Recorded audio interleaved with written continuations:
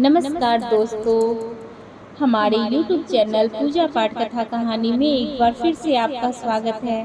आप अगर हमारे चैनल पर नए हैं तो हमारे चैनल को सब्सक्राइब कर लीजिए ताकि मैं जो भी वीडियो डालूं वो आप तक पहुंच सके। व्रत और त्योहार से जुड़ी हुई कोई भी जानकारी आपको चाहिए तो आप हमें कमेंट में ज़रूर लिख सकते हैं।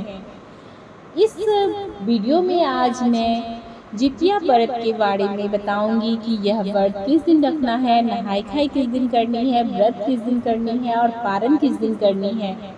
नहाय खाई में हम लोग क्या खाते हैं, यह सब मैं इस वीडियो में बताऊंगी, तो हमारे वीडियो के साथ ऐसे ही बने रहिए। तो आइए जानते हैं, आश्विन मास के अष्टमी तिथि से लेके नवमी तिथि तक रखा गया व्रत को जीवित पुत्री का व्रत कहते हैं। यह व्रत पुत्र की दीर्घायु के लिए माताएं रखती हैं। पुत्र के अच्छे स्वास्थ्य के लिए यह व्रत रखा जाता है। अष्टमी का व्रत संतान के लिए ही रखा जाता है।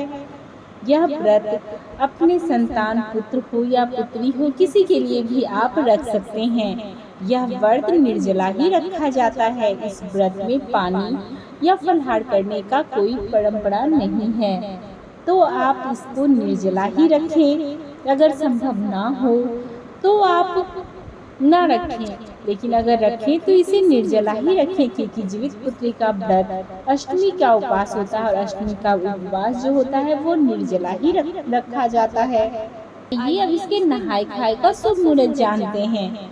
नहाय खाई जो है इस बार 5 अक्टूबर दिन गुरुवार को पड़ा है, तो 5 अक्टूबर को हम लोग को नहाय खाई करना है। उस दिन हमें अपने अपने क्षेत्र के अनुसार, अपने अपने घरों के अनुसार जो आपके यहाँ नहाय खाई के दिन खाया जाता है आप वो खा सकते हैं। हमारे यहाँ नहाय खाई में नोनी का साग और झींगा और फिर मछली खाने का रिवाज है, तो हम लोग यही खाते हैं। जो लोग शाकाहारी हैं वो लोग मछली नहीं खाते हैं।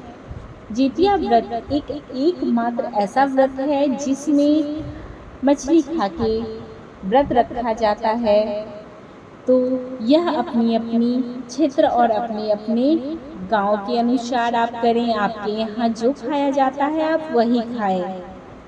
तो 5 तारीख गुरुवार को हम लोग नहाय खाई करेंगे, क्योंकि 5 तारीख को जो है सप्तमी तिथि वो 4:42 सुबह से शुरू होती है और सप्तमी तिथि समाप्त होती है 6 अक्टूबर 6:35 तक है। तो इसीलिए हम लोग जो है 5 को ही नहाय खाई कर लेंगे, क्योंकि जितिया व्रत का जो नहाय खाई है वो सप्तमी तिथि को किया जाता है।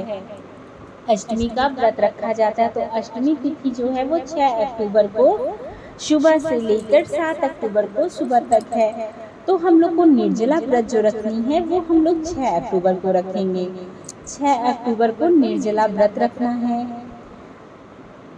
हम लोग के यहाँ नहाय खाई में तिल और खल चढ़ाने का परंपरा है। हम लोग तिल और खल्ली चढ़ाते हैं, अपने पूर्वजों के नाम से चढ़ाया जाता है, दतवन भी चढ़ाया जाता है। तो और वो तिल खल्ली जब हम लोग चढ़ाते हैं उसके बाद वह अपने बच्चों के सर पे रखते हैं, आशीर्वाद के रूप में उसको हम लोग बच्चों के सर पे रखते हैं। और जिस दिन हम लोग व्रत करते हैं उस दिन बेलपत्र और घी चढ़ाने का रिवाज है। हम लोग व्रत के दिन रखते हैं, व्रत के दिन चढ़ाते हैं, बोलते हैं भोले बाबा को, मतलब शंकर भगवान को मानकर हम लोग बेलपत्र और घी चढ़ाते हैं और अपने पूर्वजों को याद करते हैं। जितिया का व्रत होता है वो पितरों को ही समर्पित है। उस दिन अपने पूर्वजों को ही हम लोग पूजते हैं, उनसे ही आशीर्वाद लेते हैं कि हमारे आगे वंश को वो आशीर्वाद दें और हमें अपने पितरों के लिए दीर्घायु व्रत का फल मिले। तो यह व्रत हमें इसी तरह रखते हैं हम लोग। उसके बाद 7 तारीख को यानी कि शनिवार को 8:08 पे अष्टमी तिथि समाप्त हो जाती है। तो अष्टमी तिथि समाप्त होने के बाद हम लोग पारण कर सकते हैं। तो 7 तारीख को 8:08 के बाद हम लोग पारण कभी भी कर सकते हैं, लेकिन उस 10:25 से पहले हमें पारण कर लेना है, क्योंकि अष्टमी का पारण नवमी में ही होनी चाहिए।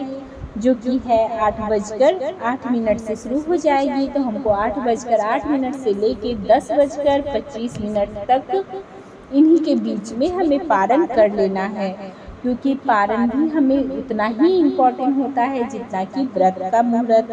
व्रत के मुहूर्त के साथ साथ पारण का भी मुहूर्त देखना चाहिए और उसी में हमें पारण करना चाहिए। पारण में हमें उकड़ी और खीरे से हम लोग पारण करते हैं। हमारे यहाँ उकड़ी जितना आपकी संतान है उनके नाम से एक एक उकड़ी हम लोग निगलते हैं पानी के साथ, उसके बाद ही हम लोग पारण करते हैं। उकड़ी और पानी से ही हमारा पारण होता है। अब आपके यहाँ जो होता है वो हमें कमेंट में ज़रूर बताइएगा। हमारे यहाँ जैसा होता है वह हमने आपसे शेयर किया है। अगर आपको हमारी वीडियो अच्छी लगी हो तो लाइक ज़रूर कर दें। अगर कोई सुझाव देना हो तो हमें कमेंट में ज़रूर लिख दें। इसी के साथ यह वीडियो मैं यहीं पर समाप्त करती हूँ। धन्यवाद। Thank you. जय माता दी।